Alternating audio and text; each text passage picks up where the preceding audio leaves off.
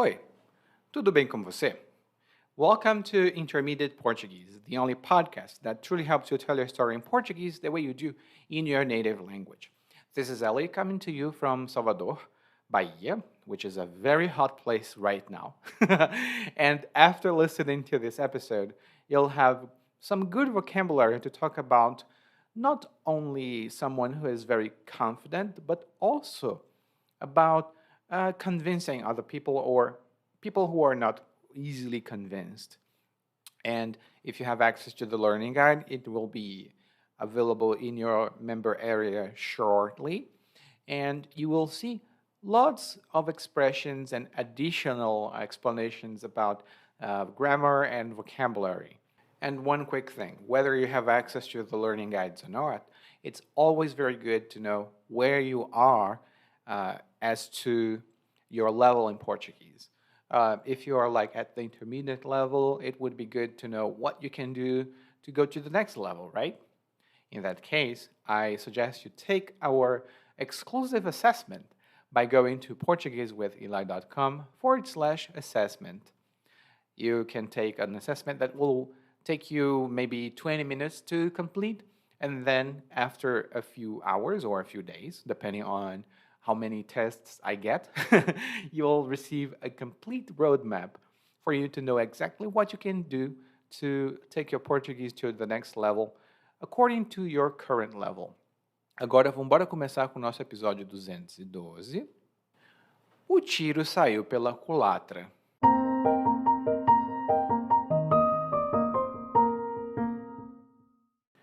Quando era criança, sempre me diziam: Luiz fala bonito, vai ser gente na vida. Bom, não acho que tenha virado gente, mas continuei falando bonito. E, por isso, galguei novos postos no campo de vendas. Já trabalhava na mesma empresa havia 4 anos. Estava convicto de precisava, vírgula, eu merecia uma promoção. Já estava cansado de ser deixado de molho e me comportar como se fosse acanhado, só para cair nas graças da chefia. Mas não dava para continuar daquele jeito. Para conseguir a tão desejada promoção e sair da fossa, precisava mobilizar meus colegas.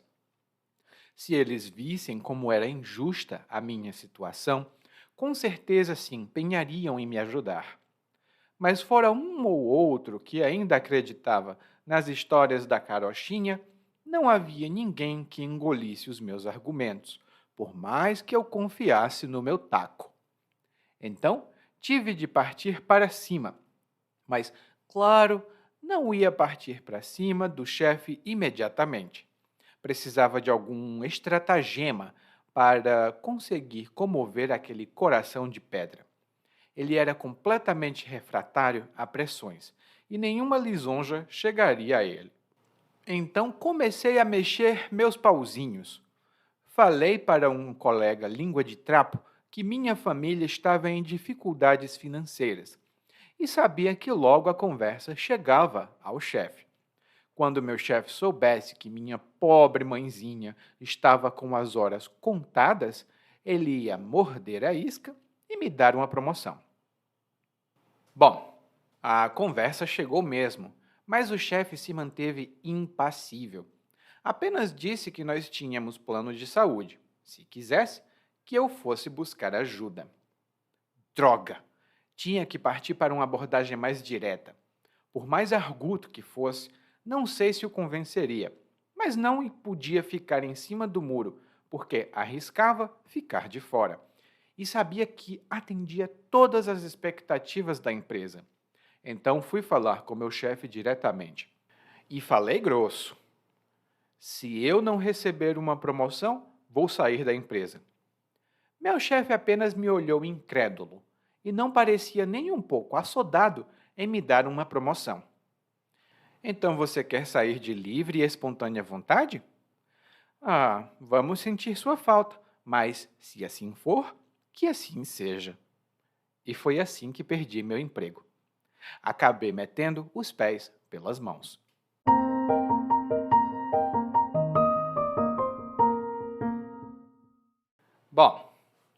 Hoje, o narrador nos traz uma história que é até comum.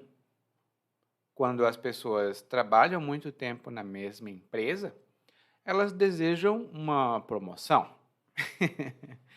Mas o narrador começa falando que, quando ele era criança, ele ouvia as pessoas dizerem que ele falava bonito. E, como ele falava bonito, ele ia ser gente na vida. E aqui nós temos duas excelentes expressões. A primeira delas é falar bonito. E quando alguém fala bonito, isto significa que alguém fala de maneira muito bem articulada e provavelmente com todas as palavras corretas, as conjugações corretas, mas também alguém fala algo que faz muito sentido. Por exemplo, meu filho tem 8 anos e ele me disse outro dia que crianças deveriam brincar e ter tempo para se divertir, não apenas estudar e estudar e estudar. E eu disse para meu filho: Filho, você falou bonito. Isto significa: você falou de uma maneira convincente, clara e falou algo que faz muito sentido. Lá no nosso guia de aprendizagem, como sempre, tem algumas notas sobre isso. E a segunda expressão é ser gente. Ser gente. E quando nós dizemos que alguém é gente, isso significa que essa pessoa é importante, ela tem uma importância em determinado campo ou na vida. Por exemplo, eu não sei por que eu escuto os seus conselhos. Você nem é gente. Eu escuto os seus conselhos, mas são péssimos conselhos. Você nem é gente. Ou seja, você não é importante. Você não é uma pessoa que eu preciso ouvir. Então, você não é gente. E outro exemplo é: a minha filha estudou bastante, se formou em uma faculdade muito boa e agora é gente. Ou seja, ela merece o respeito das pessoas, porque ela se tornou importante. Lá no guia de aprendizagem também tenho algumas notas sobre essa expressão e especialmente sobre a palavra gente, que é muito comum aqui no português do Brasil. E o narrador diz: Bom, eu não sei se eu virei gente, mas eu consigo realmente falar bonito.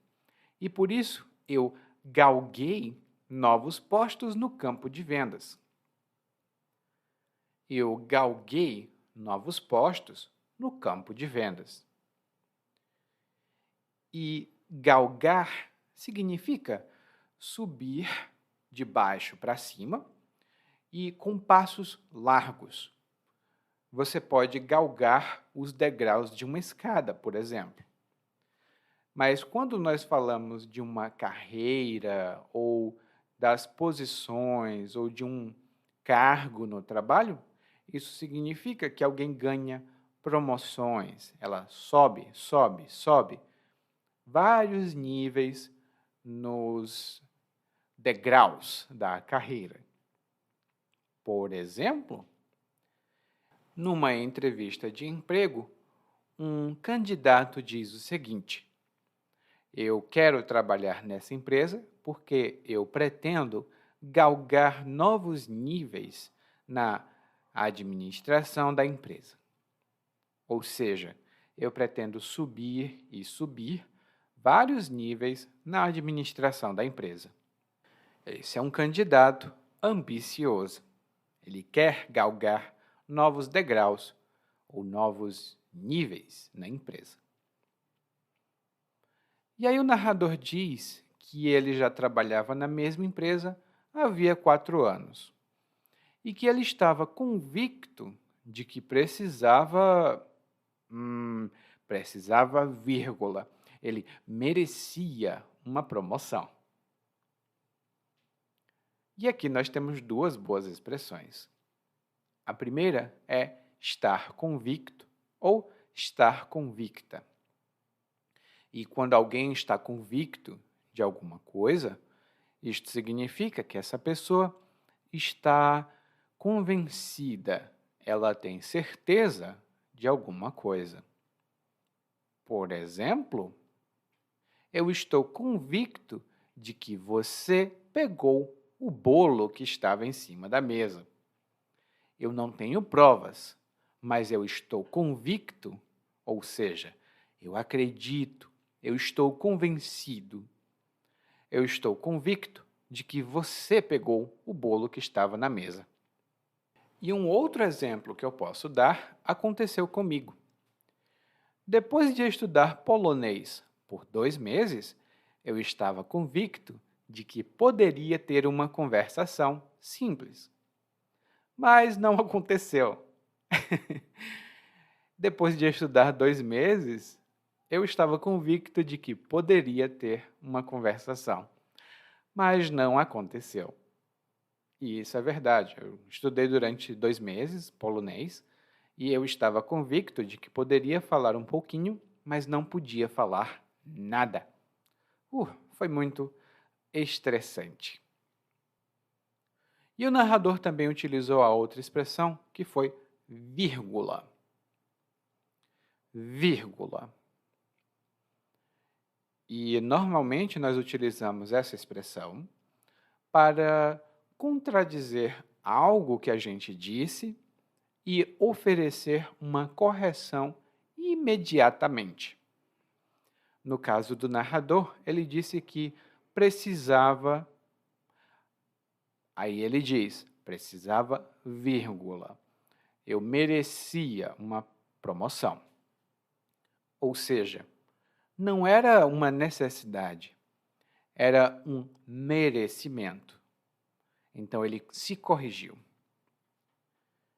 E outro exemplo que eu posso dar é uma mãe pode falar para o filho: Filho, eu quero que você me ajude. Quero, vírgula, eu mando você me ajudar. Quero, vírgula, eu mando você me ajudar. Ou seja, ela se corrigiu, ela disse: Não, eu não quero, eu mando. Provavelmente porque ela é a autoridade em casa. E o narrador continua dizendo que ele está cansado de ser deixado de molho e se comportar como se fosse acanhado. Ele está cansado de ser deixado de molho e de se comportar como se fosse acanhado, só porque ele queria cair nas graças da chefia. Bom, aqui temos 3 excelentes expressões. A primeira delas é deixar alguma coisa de molho. E normalmente isso acontece quando a gente vai ou lavar roupas ou preparar comida. Você pode deixar alguma coisa de molho. Mas aqui no monólogo, o sentido é de deixar alguma coisa de lado para resolver ou lidar com essa coisa em um momento melhor no futuro.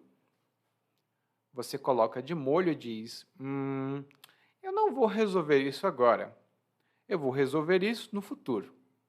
Então, você deixa isso de molho. Por exemplo, eu sei que o meu funcionário quer muito uma promoção, mas eu vou deixar ele de molho agora, porque eu tenho coisas mais importantes a tratar.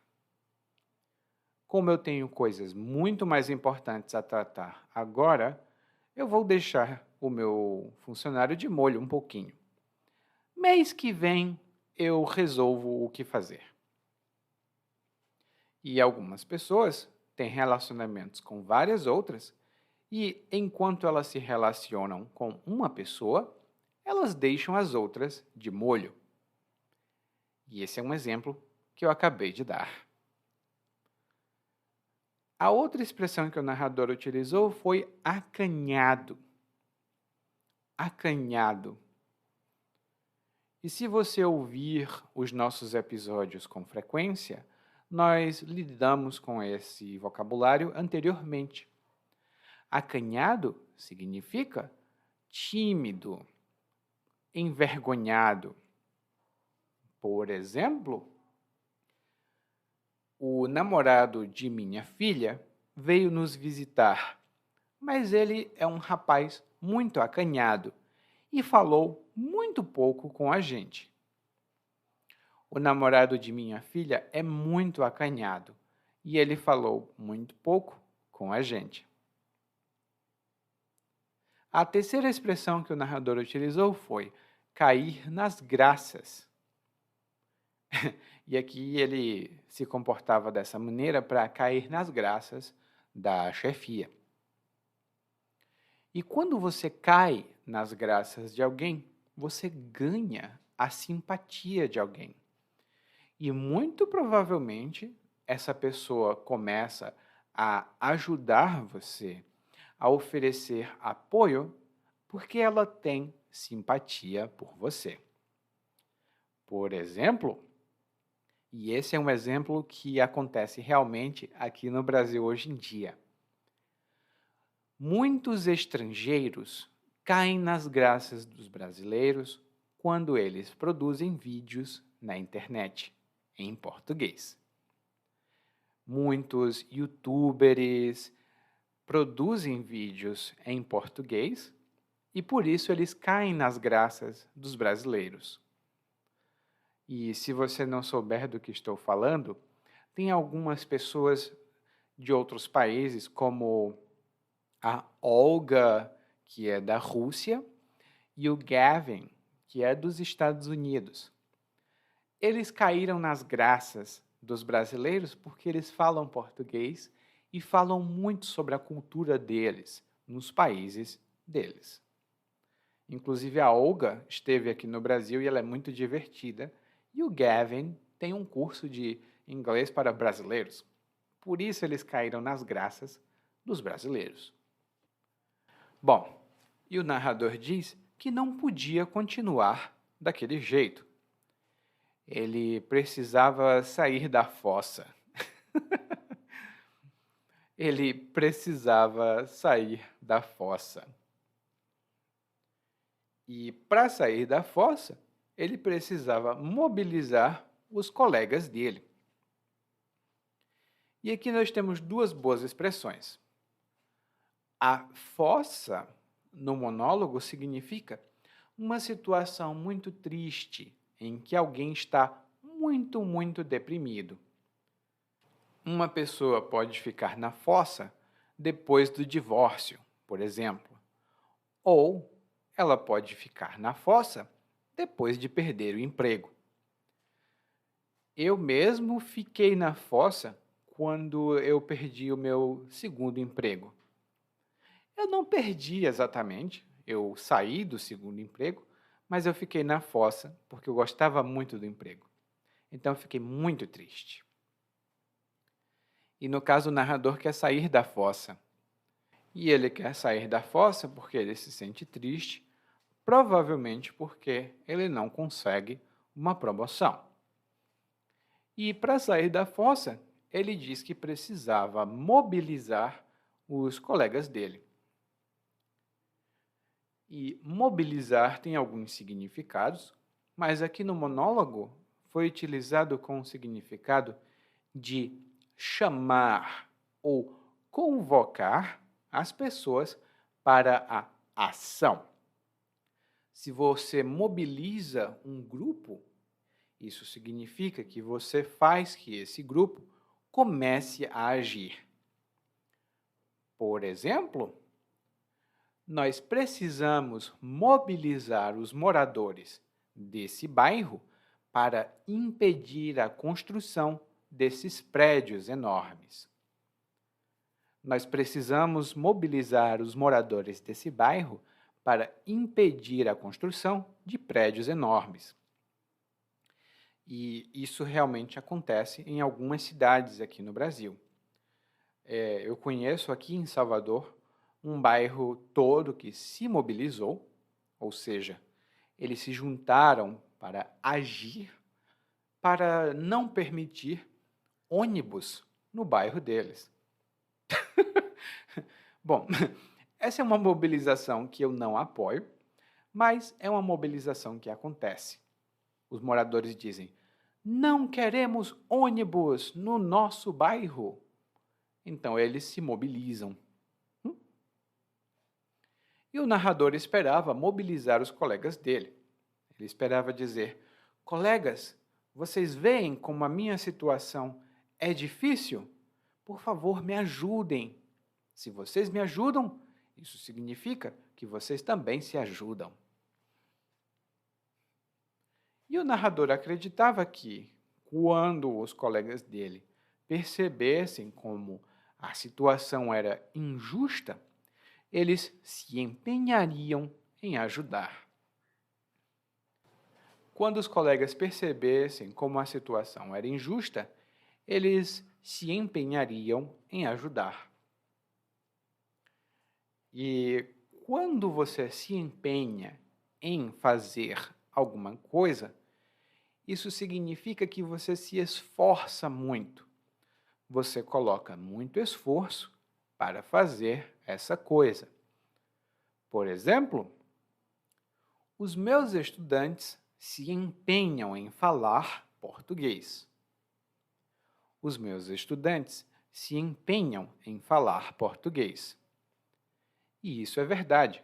Eles se esforçam, eles dedicam muito esforço e energia para falar português. Por isso podemos dizer que eles se empenham em falar português.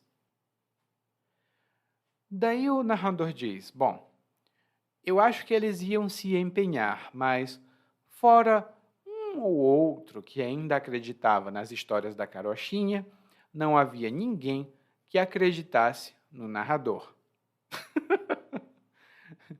Bom, aqui temos algumas boas expressões. A primeira delas é fora. E fora foi utilizado aqui com um sentido de exceto, ou com a exceção de blá blá blá. Por exemplo, olha, Salvador é uma cidade muito boa. Fora uns e outros problemas, é uma cidade muito boa. E eu realmente digo isso. A cidade tem alguns problemas? Tem. Mas fora esses problemas, é uma cidade muito boa. A segunda expressão que o narrador utilizou foi histórias da carochinha. Histórias da carochinha. E eu estou rindo porque quando a gente fala de histórias da carochinha aqui no Brasil, é uma expressão um pouco mais antiga. Talvez na década de 1990, 1980 e bem antes disso, as pessoas conheciam as histórias da carochinha, que eram histórias mentirosas, porque eram histórias de fantasia. Então, se alguém acredita em histórias da carochinha, isso significa que essa pessoa acredita em histórias que não são verdadeiras. Ou seja, essa pessoa acredita facilmente em algo que não merece nenhum crédito. E, no caso, o narrador disse: bom, fora um ou outro que acreditava nas histórias da carochinha, ninguém acreditava nele, né, que a situação dele era difícil, por mais que o narrador confiasse no taco dele. E quando alguém confia no próprio taco, por exemplo, eu confio no meu taco, ou você confia no seu taco, isso significa que você confia nas suas habilidades, você confia que pode fazer o que tem que fazer, porque tem as habilidades necessárias para fazer isso. E essa expressão é bem amplamente usada. Por exemplo, a Marina pode até não querer me namorar, mas eu vou convencê-la. Eu confio no meu taco. Eu tenho certeza que vou conseguir atrair a atenção dela para ela me namorar. Então eu confio no meu taco. E um outro exemplo que eu posso dar é: você vai conseguir esse emprego. A entrevista vai ser muito fácil. Confie no seu taco. Você tem o que é necessário para conseguir esse emprego. Lá no guia de aprendizagem, eu tenho algumas notas sobre essa expressão e sobre a origem dela. Bom, o narrador disse então que, já que os colegas não acreditavam nele, ou pelo menos os colegas não se mobilizavam para ajudá-lo, ele teve que partir para cima. Ele teve que partir para cima. E quando você parte para cima de um problema ou de uma questão, isso significa que você aborda essa questão diretamente. Você começa a fazer o que tem que fazer imediatamente ou diretamente. Por exemplo, olha, eu sei que esse projeto não é muito fácil de concluir, mas nós temos que partir para cima do projeto com tudo o que temos. Ou seja, nós temos que abordar esse projeto com tudo o que temos. E o narrador diz: bom, eu não posso partir para cima do chefe, ou seja, eu não posso falar diretamente com o chefe agora. Por isso, eu preciso de algum estratagema para comover aquele coração de pedra. Eu preciso de algum estratagema para comover aquele coração de pedra. E aqui temos algumas expressões interessantes. A primeira delas é o estratagema. E o estratagema é uma expressão originalmente militar, mas aqui significa você utilizar algum meio que você tem para conseguir um objetivo que você deseja conseguir. No caso do narrador, quando ele diz, eu preciso usar um estratagema, significa, eu preciso fazer qualquer coisa, seja uma coisa moral ou não, para conseguir o que eu quero. E um estratagema muito comum em novelas e filmes de romance é quando uma pessoa, uma mulher geralmente, fica grávida para manter uma relação. É um estratagema muito comum utilizado em novelas e filmes de romance. Ela diz: nossa, agora eu estou grávida. Como assim você não quer continuar comigo? Você vai ser o pai do meu filho. É um estratagema de novela. A segunda expressão é comover. E quando você comove alguém, isso significa que você causa uma emoção nessa pessoa e ela vai agir por causa dessa emoção. Por exemplo, meu pai é uma pessoa muito dura. Ele não tem muitas emoções. Mas um filme que conseguiu comover o meu pai foi o Titanic, ou Titanic, em inglês. Esse filme comoveu o meu pai e ele chorou. Ele, eu não acredito, é muito triste. Ele chorou enquanto assistia o filme. Então, o filme comoveu o meu pai. E uma história comovente é uma história que comove. Lá no nosso guia de aprendizagem eu tenho mais notas sobre isso. E a terceira expressão é coração de pedra. Quando alguém tem um coração de pedra, isto significa que ela não se comove, ela não se emociona facilmente. Você pode mostrar para ela um gato, um gatinho pequenininho que faz miau, miau, pedindo comida, e ela diz: eu não vou dar comida para esse gato, porque ela tem coração de pedra. Então, o chefe do narrador tem um coração de pedra, mas o narrador quer comover o chefe dele. E o narrador continua descrevendo um pouco o chefe, dizendo que ele é completamente refratário a pressões e que nenhuma lisonja chegaria a ele. E o narrador disse que ele falava bonito, não disse? Então, aqui nós temos duas boas palavras, que são palavras muito bonitas. Se você quiser falar português bonito, aqui estão essas palavras. A primeira delas é dizer que alguém é refratário a alguma coisa. E quando uma pessoa é refratária a pressões, a influências, isso significa que ela é resistente.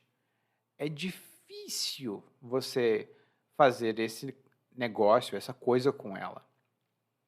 Uma pessoa que seja refratária a pressões não se deixa pressionar facilmente. Você pode tentar e tentar e tentar, mas ela não se sente pressionada. Uma pessoa refratária a pedidos e a súplicas, ela não se deixa comover, ela não age com emoção quando as pessoas suplicam. Você pode suplicar e dizer: por favor, pelo amor de Deus, me ajuda. Mas se essa pessoa for refratária a isso, ela vai dizer: isso não é minha responsabilidade. E a segunda expressão que o narrador utilizou para descrever o chefe foi que nenhuma lisonja chegaria a ele. E a lisonja é um comentário ou um tipo de elogio muito exagerado e geralmente com algum interesse por trás. Por exemplo, o irmão precisa de um favor da irmã. Por isso ele diz: "Ô, minha irmã, você se veste tão bem, você tem um bom gosto tão forte, tão bom para roupas. Será que você poderia comprar umas roupas para mim?" E aqui a lisonja é que ele diz que a irmã tem muito bom gosto para roupas e o interesse é: compre roupas para mim, já que você tem um interesse, ou melhor dizendo, um gosto tão bom para roupas. E uma lisonja ao chefe seria algo como: ai, o meu chefe é tão inteligente, tão competente. E uma pessoa pode dizer lisonjas para o chefe porque ela quer uma promoção, por exemplo. Mas o narrador disse: bom, meu chefe era refratário a pressões, ele não aceitava lisonjas, por isso eu precisei mexer os meus pauzinhos. E quando alguém mexe os pauzinhos, isso significa que essa pessoa usa a influência que ela tem ou o poder que ela tem para influenciar e se favorecer ou favorecer alguém. E aqui eu vou dar dois exemplos para você. O primeiro exemplo é: eu trabalho em uma empresa há muito tempo. O meu irmão não tem emprego. Por isso, eu mexi os meus pauzinhos e consegui um emprego para meu irmão na empresa onde eu trabalho. Eu falei com o meu chefe, falei com o gerente da empresa e falei com outras pessoas e disse: ei, tem um emprego aqui para o meu irmão, ele é uma boa pessoa, ele só precisa de uma oportunidade. Então, eu mexi os pauzinhos e consegui um emprego para meu irmão. Ou seja, eu utilizei a minha influência para favorecer o meu irmão. E o segundo exemplo é: bom, eu não sei se eu consigo te ajudar a completar esse projeto agora, mas eu posso mexer os meus pauzinhos e conseguir alguma coisa. Ou seja, eu vou influenciar outras pessoas para te ajudar e você vai receber um favorecimento e provavelmente vai conseguir completar esse projeto. Lá no guia de aprendizagem tem algumas observações sobre essa expressão. E como é que o narrador mexeu os pauzinhos dele? Bom, ele disse que tinha um colega língua de trapo e por isso ele contou para o colega língua de trapo que ele tinha alguns problemas. E alguém que é língua de trapo é uma pessoa que fala demais. Ela fala, fala, fala e fala até o que não deveria dizer. Ela é língua de trapo, ou fofoqueira, talvez. E aí o narrador pensou, bom, eu conto para o meu colega que estou com dificuldades na minha família, esse colega vai falar para todo mundo e, por isso, o meu chefe vai saber do meu problema. Essa é uma abordagem indireta. Então, o narrador queria que o colega dissesse para o chefe que a mãe do narrador estava com as horas contadas. A mãe do narrador estava com as horas contadas. E quando o chefe soubesse disso, ele ia morder a isca e dar uma promoção ao narrador. Bom, aqui nós temos algumas expressões. A primeira delas é estar com as horas contadas. E quando alguém ou alguma coisa está com as horas contadas, isso significa que tem uma hora, tem um momento exato para acabar. Uma pessoa que esteja com as horas contadas está muito próxima da morte. Talvez ela esteja doente demais ou velha demais. Uma situação que esteja com as horas, os dias ou os meses contados significa que tem um prazo específico para terminar. Por exemplo, você pensa que vai trabalhar para sempre nessa empresa, mas os seus dias estão contados aqui. Você logo, logo vai ser demitido. E a outra expressão que o narrador utilizou foi morder a isca. Ele disse que quando o chefe soubesse que a mãe do narrador estava para morrer, ele ia morder a isca e dar uma promoção para o narrador. Bom, quando nós dizemos que alguém morde a isca, isso significa que alguém foi enganado para fazer alguma coisa específica. No caso aqui, o narrador diz, bom, o meu chefe vai pensar, nossa, a mãe do Luiz está para morrer, então eu preciso dar uma promoção para ele ter mais dinheiro. Se o chefe fizesse isso, ele morderia a isca. E uma outra expressão que eu posso dar é: eu sempre desconfiei que o meu namorado estivesse com outra pessoa. E por isso eu criei um perfil falso, ou seja, eu criei um perfil fake nas redes sociais para falar com ele. Eu disse que eu era uma pessoa completamente diferente. E o meu namorado mordeu a isca. Ou seja, ele acreditou que era outra pessoa e ele estava me traindo. Filho da mãe. Ele mordeu a isca e agora eu sei que ele estava me traindo.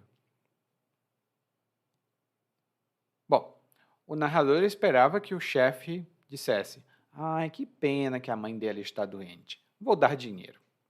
Mas o chefe, não deu. Não deu nenhum centavo. Na verdade, o chefe continuou do jeito que estava. E o narrador ficou com muita raiva. Ele disse que precisava de uma abordagem mais direta. Mas o narrador não estava muito seguro, porque ele disse que, tá, tudo bem. Ele era muito arguto, mas não sabia se convenceria o chefe. O narrador era muito arguto. E aqui é outra palavra bonita. Quando você diz que alguém é arguto ou arguta, isto significa que essa pessoa é muito inteligente, ela é muito esperta, ela é muito engenhosa, ela tem ideias muito boas que mostram muita inteligência. Por exemplo, o meu filho tem apenas 10 anos, mas ele é muito arguto. Tudo o que você falar com ele, ele entende e ele consegue soluções para problemas que ninguém pensaria. Ele é muito arguto. Bom, o narrador diz que é muito arguto, mas não sabia se podia convencer o chefe. Porém, o narrador também não podia ficar em cima do muro, porque se ele ficasse em cima do muro, ele ficaria de fora. E ficar em cima do muro significa ficar indeciso, não tomar uma decisão quanto a um lado ou outro de um mesmo argumento. Por exemplo, você pode querer saúde para todos ou você pode querer saúde privada, mas você não pode ficar em cima do muro. Você tem que escolher um lado. Ou você quer saúde para todo mundo, ou você quer saúde para poucos. Você tem que sair do muro. Não pode ficar em cima do muro. Bom, e o narrador diz, eu não podia ficar em cima do muro porque senão eu ficaria de fora. E ficar de fora significa ficar excluído, não ser incluído ou não ser incluída em alguma coisa. Por exemplo, todo mundo foi para uma viagem para a praia no final de semana, mas eu fiquei de fora porque precisei fazer outros trabalhos no dia. Como eu precisei trabalhar no final de semana, fiquei de fora da viagem para a praia. E o narrador diz, eu sei que eu merecia essa promoção e eu não podia ficar de fora. Eu tinha que falar com o meu chefe. E por isso o narrador fala com o chefe dele. O narrador fala com o chefe e fala grosso. O narrador fala grosso com o chefe dele. E quando você fala grosso, isso significa que você fala com altivez. Você fala de uma maneira que mostra que você tem poder e autoridade. Por exemplo, a minha esposa falou grosso comigo. Luiz, você precisa limpar as coisas que estão na cozinha. Ou seja, ela falou de uma maneira muito autoritativa. Ela falou de uma maneira com autoridade e poder. E falar grosso, supostamente, vem de quando uma pessoa engrossa a voz. Se a pessoa tem uma voz fina, um pouco parecida com a minha voz, ela tem uma voz mais educada, mais legal. Mas se alguém fala assim, você tem que obedecer.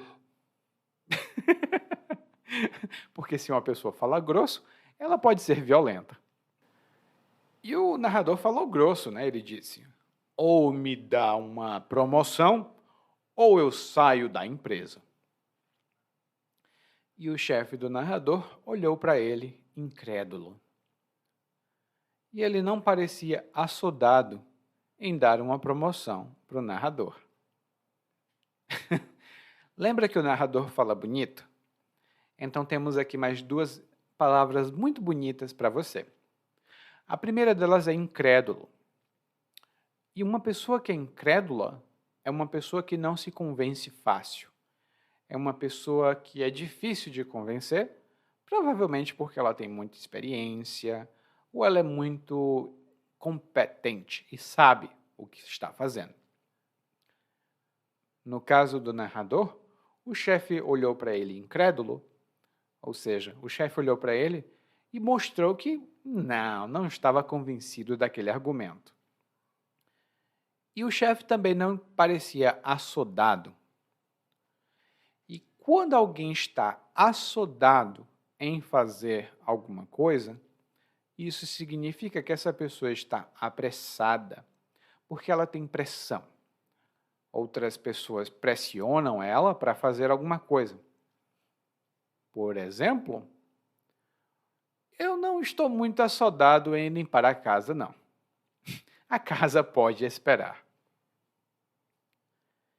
E o narrador disse que o chefe não estava assodado em dar uma promoção para ele, não. O chefe disse: você quer uma promoção? Tudo bem, mas eu não posso dar agora, não. Mas o chefe não diz só isso. O chefe diz: você quer sair de livre e espontânea vontade? Se você quiser, então tudo bem. Tchau.